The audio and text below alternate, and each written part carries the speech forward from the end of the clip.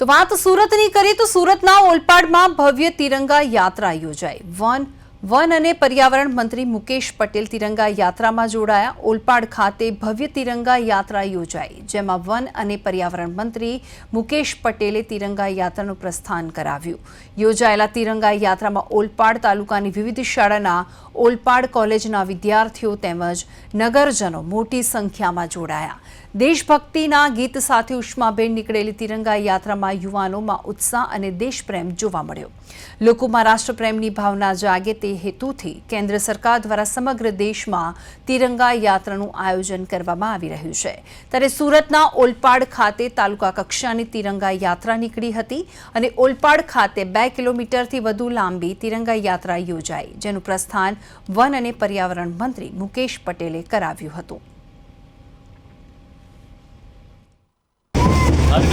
तिरंगा दरेक कॉलोनी पर आज लोग तिरंगा लहरा रहा है।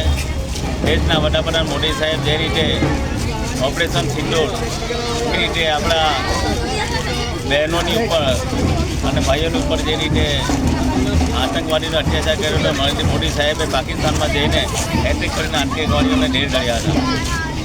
आज समग्र देशनी अंदर गाम हो तालुका हो शहर हो दरेक जगह तिरंगा यात्रा निकली है। त्यारे आज 195 ओलपाड विधानसभा अंदर पर तिरंगा यात्रा निकले है। खूब मोटी संख्या में लोग साथ जोड़ाया।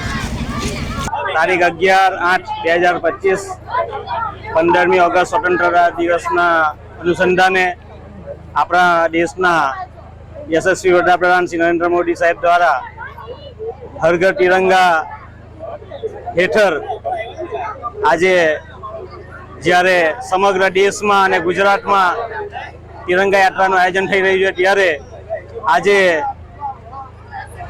ઓલપાડ તાલુકામાં પણ તિરંગા યાત્રાનું આયોજન કરવામાં આવેલું હતું। આ તિરંગા યાત્રામાં ઓલપાડ વિધાનસભાના ધારાસભ્ય શ્રી અને ગુજરાત સરકારના રાજ્યમંત્રી શ્રી મુકેશભાઈ પટેલ પણ જોડાયા હતા।